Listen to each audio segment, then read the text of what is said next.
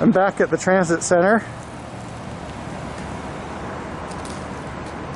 waiting on a bus to come here. I haven't left town for 4 weeks. It's been a long time because of the dental problems, which are getting better now. And so I'm really eager to go out and find somewhere to go, which I'll be doing soon. This is something that normally wouldn't matter, but can be kind of confusing. On the top, going westbound, the schedule reads from right to left.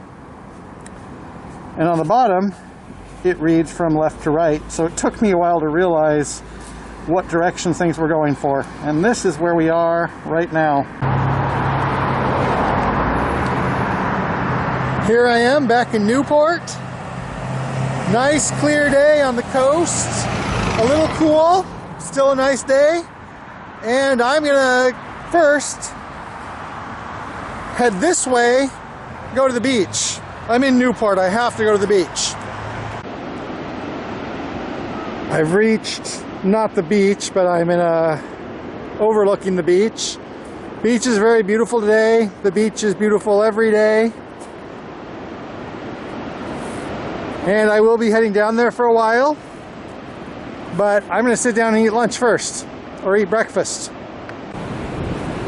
So in contrast to places like Yachats or Depot Bay, in Newport the beach is really flat and sandy.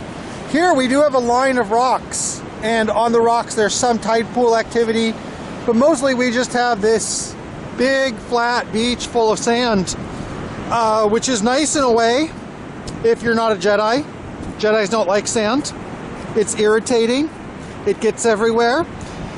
And this is why people come to the coast. They come to the coast for the beach. That's why you can see lots of hotels there. Okay, I just made the most obvious statement possible, that people like the beach and that there's hotels here. But there is another side of the coast, because the beach is only from here to here, but the coast goes for a while to the east, and I'm going to be going that direction after I walk along the beach for a while. There's a contradiction here. Here we can see some type of jellyfish, cnidarian, possibly a salp, I can't really tell. We have some seaweed, we have a sea palm, we have little bits of shells from mollusks, there's crustacean shells, there's a couple insects and crustaceans hopping around. But really, if you look at the beach, there's not a lot alive here other than the people and their dogs that are playing. At times there will be more stuff, you know, there's birds, that type of thing. But the irony is that coastal environments are, in a lot of ways, the most environmentally diverse, ecologically diverse, and the most productive in terms of biomass places on the planet. The interface between the ocean and the land. But the beach itself, it's dead, you know. There's not a lot. Well, there's dogs. See, here's a dog coming to say hi. Hi, honey. Hi. No, I can't play with the ball. And so that's kind of, in other places it's different. Like when you have tide pools, you have a lot more animals, but along the beach, there's really not a lot going on, ironically, as far as the ecosystem goes. And that's one reason I'm going to be heading inland, is looking at coastal ecosystems that are not actually the immediate beach.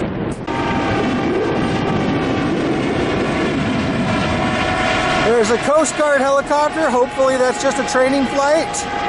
There is a Coast Guard base here. So that's going to be a common sight here.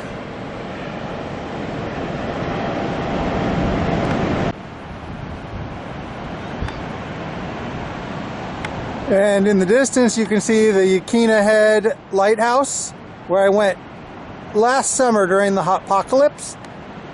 And it would be nice to go there today, but I'm not going that way. I'm going behind me, back to town. I was also thinking, for my thumbnail, I could put that as a thumbnail and it would get lots of clicks. But that would be kind of clickbait, because the focus of this video is not going to be the beach. It's going to be what we see up in town. So this area, just a couple hundred feet from the shore, we have a lot of what looks to be resort homes, vacation homes, including some being built. And over there we have like an entire hotel. And I said that in Depot Bay, a lot of these homes are not for people who actually live here. And I don't know where the people actually like live and work in Newport live. Might be, it has to be somewhere in Newport, because there's really nowhere else on the coast. But it's probably like south of the bridge or something like that, not here close to the ocean where things are pretty expensive.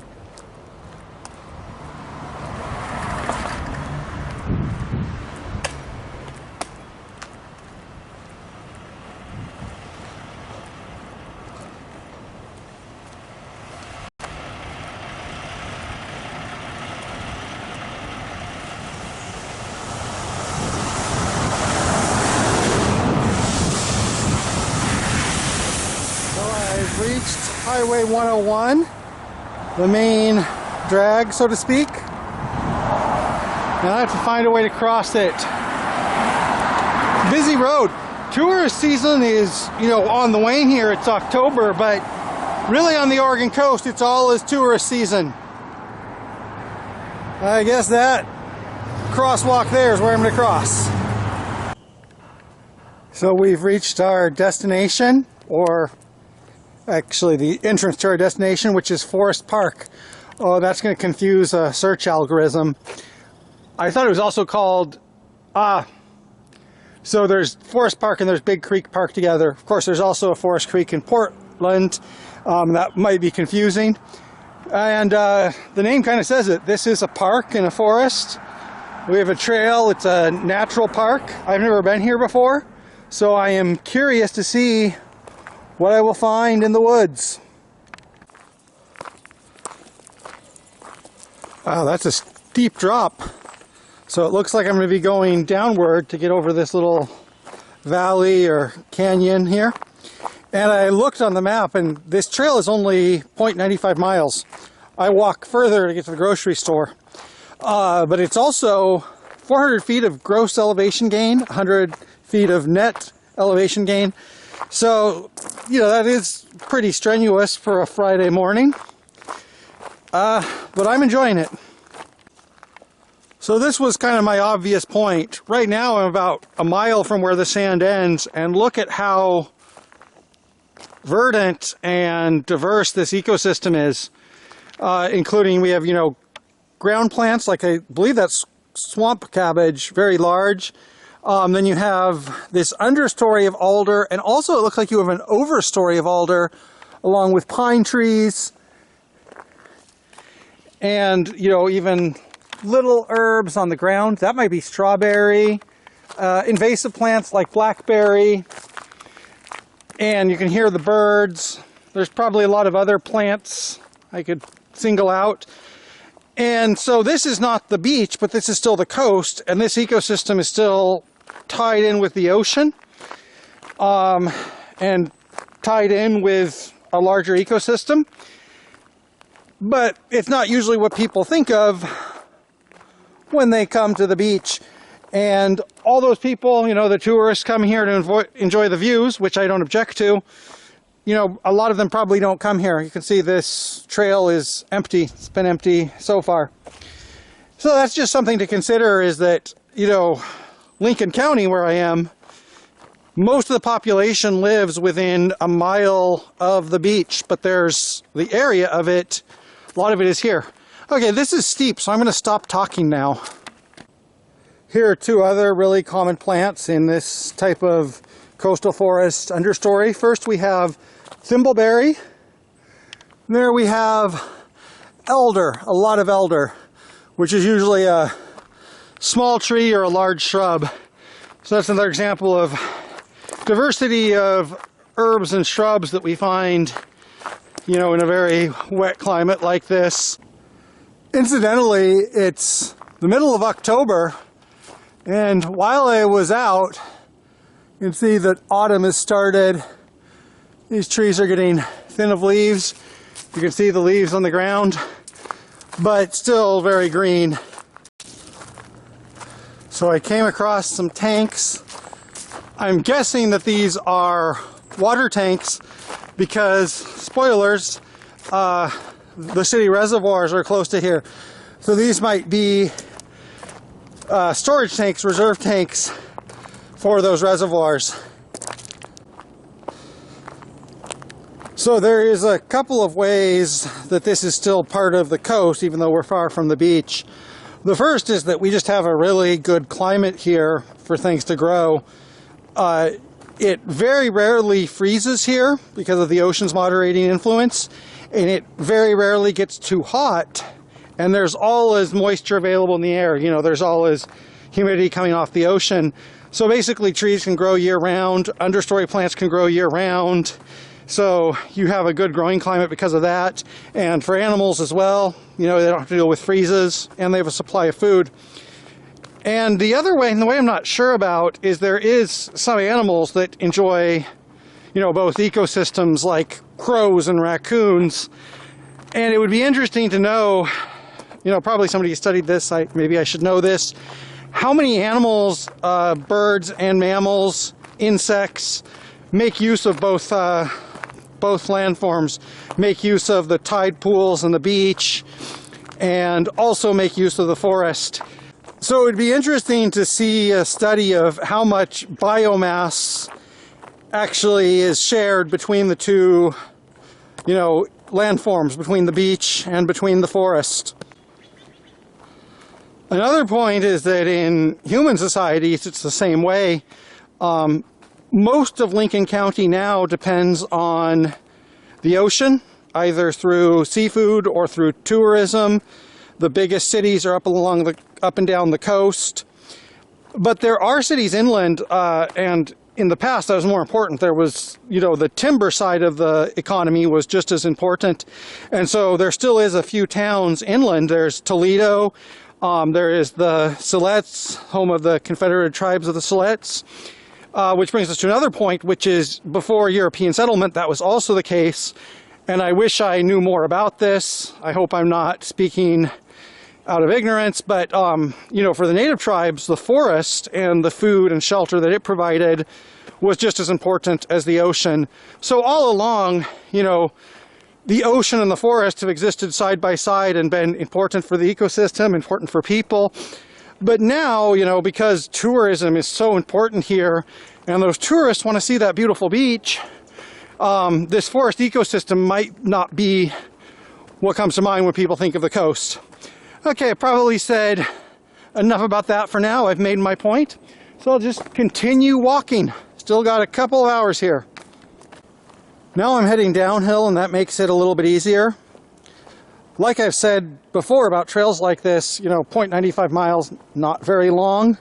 But when you're on a trail in the woods, you know, it transports me to another world. It seems like I've been walking forever at a certain point. This down tree across a gully seems like it would really be really fun and adventurous, even romantic to cross, and a great way to really get up. So I'm going to pass on that, but it's interesting to look at. We've also got some fungus growing on this tree trunk, of course. And over here, this looks like it's the end of the trail. I think this is where the reservoirs are. Here, we have a water treatment plant and the accompanying reservoir. down this road, which seems to be open to pedestrians. Fire danger today. Blue. That's still pretty high for the middle of October. Normally this time of year it would be impossible to start a fire if you wanted to.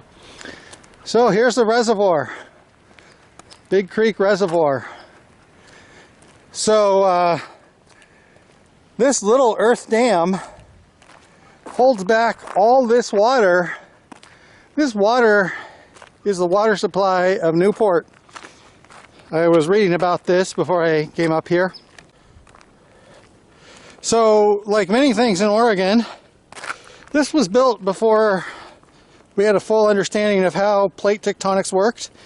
So the problem is that this reservoir, held back by that earth dam, which is the entire water supply for Newport, is very vulnerable to a seismic event, including one as low as, I think I said something below 4, like around 4 on the Richter, which I lived in Chile. That doesn't even count as a temblor there. So it's vulnerable to that, let alone to what would happen if there was a subduction quake, in which case the city of Newport might have more problems. So this reservoir needs to be rebuilt, and they're trying to get together some federal money, and I read, I think it was around $80 million for a city of 10,000 people, but not just for 10,000 people, but for all the people who pass through here. So, and all of that depends on this reservoir up in the woods. So this is kind of infrastructure that's underpinning all of that glitzy stuff back in town, and that people might not think about. And while that's the big picture, I'm also just enjoying walking by the reservoir. And there is several of them. There's like a chain of, I think, 2 or 3 reservoirs. And I don't think I'll be visiting all of them, but I will be walking along this trail, or walking along this road for a while. This is an access road. So it's very peaceful. So far I've been passed by a truck and a bicycle. So no reason to stop walking.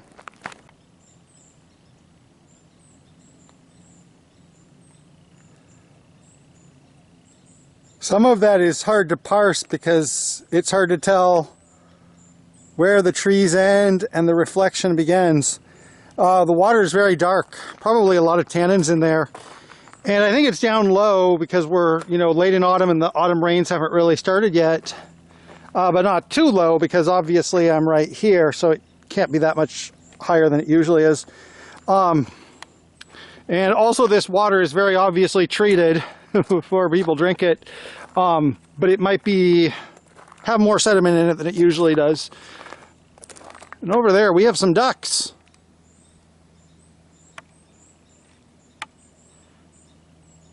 So this reservoir, Canada goose. This reservoir seems to have maybe a double function, because along with water storage we also have some habitat and some recreation, and I can walk along it. I've reached another dam and another reservoir here, and earlier I said that reservoir was a little bit low. You can see this one is really low. So probably that one is kept full because they're releasing water out of this one. You can see the shore is down below where it should be. And I also see a blue heron over there. And this is probably where I'll turn around, but it's interesting to see this. It's another thing that, one of those little things that adds up about possible, climate change being a factor here.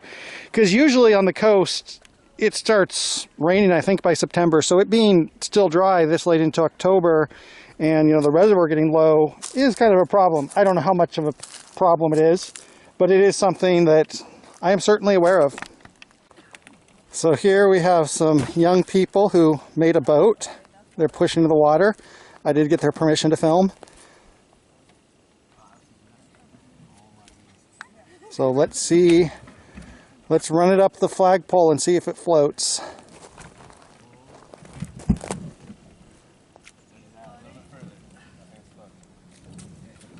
Oh my gosh, it floats, guys. Yay! Oh, thank goodness. Oh, didn't think it was gonna float. So they told me this is actually a project for English class to see if Huck Finn could be true. And I guess it could be. Just pretend this is the Mississippi.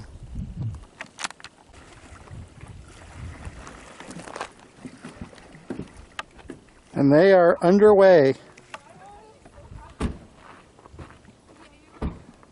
More or less.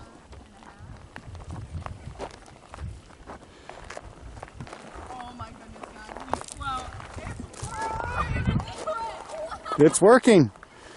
Well, at this point, having experienced this exemplar of the American literary tradition and American engineering, I'm going to return back to town this way because I don't really want to walk up further. Go back to town, maybe find something to eat. So that was an interesting interlude.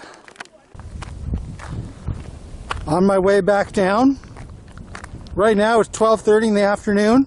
We've been here a little bit less than 3 hours, and there's two buses back to Corvallis, one at 3:30 and one at 5:30. So I'm just going to enjoy this town, walk around some more. I've achieved my main goal, which was to see this reservoir, and I'm also getting a little bit hungry. Maybe I will check out one of the many, many restaurants for tourists back in town. I found myself on another trail. Goes back to town, presumably. Maybe not along the quickest route, but I'm not in a hurry. And temperature here in the shade is perfect, so I'm just going to keep walking. See a side of Newport I haven't seen before.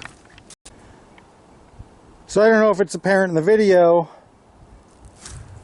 but this is some very brown water in a good way. A lot of tannins probably, a lot of organic compounds, and look at all those leaves. So earlier when I talked about, the beach and the, forest sharing resources, a big part of that is that, you have this water that's full of nitrogen, full of leaf litter, and a lot of that is going into the ocean. And, that's what a lot of scavengers, like, the crabs and small crustaceans are eating, and then they go right up the food pyramid.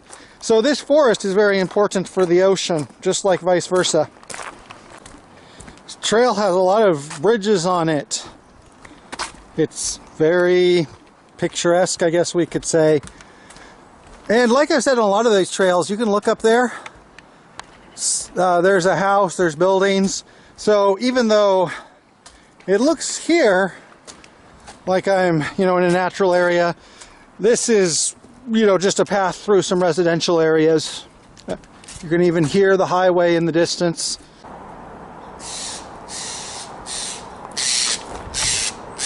I thought that sounded like a Steller's jay, and it sounds like and looks like a Steller's jay. So going to be pretty common, not super common, but pretty common bird. And here it might be more common than the California scrub jay on the coast. I'm not sure about that. And especially in a wooded area like this, it's probably more common than the California scrub jay. And it has opinions about something. This is a really nice boardwalk, or whatever you would call this. Looks like there's an underpass at the end of the trail. You can walk under Highway 101, which is good because I didn't want to walk alongside it, and I really didn't want to walk across it. So I'm gonna walk under it. Now I think I'm at one of the state parks or state beaches along Newport. There's so many of them, I don't know which one specifically this is. Look at that parking lot. It's pretty empty. About 12 vehicles there. And so like I said, it's off season, so a lot of this infrastructure, enough parking spaces are built for probably peak surge weekends, 4th of July or Labor Day weekend. And so the rest of the year, it's going to be empty. And one of the things to think about is like a lot of the natural resources or natural habitat is not here because there's a parking lot instead, which makes sense, you know, in some ways, but we've sacrificed a lot of, you know, prime next to the ocean habitat for something that's only going to be used a couple times a year fully. And this is Agate Beach, state recreation area. And I already went to the beach, but it looks like I'm going to go to the beach again because that's the best highway back to the main part of town. And I still have 2 to 4 hours here, so might as well enjoy the beach some more. Even though that was the entire idea I wanted to share today, the difference between how dense, thick, and green the forest was and how the beach was, I come back to the beach and wow, it's so empty. It's so empty.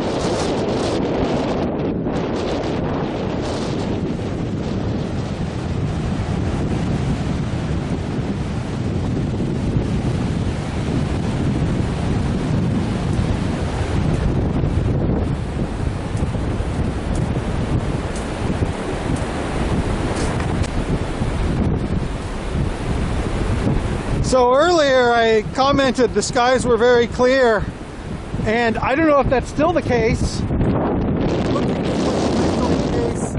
but immediately along the beach we have a lot of wind and a lot of fog.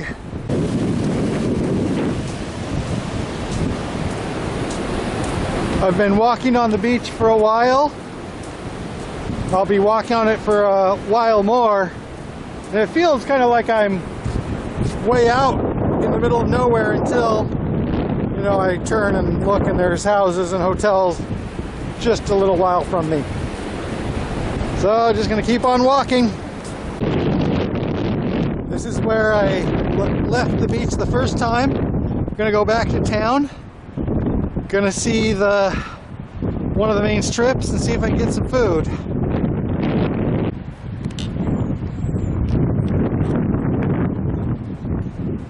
Right now I'm on one of the main strips for tourists dining, and I really want some pizza.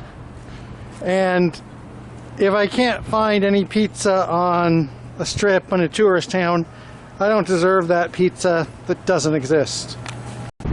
So I'm back at the overlook where I started. The difference is now I have pizza. I'm going to eat pizza. Then I'll decide what to do next.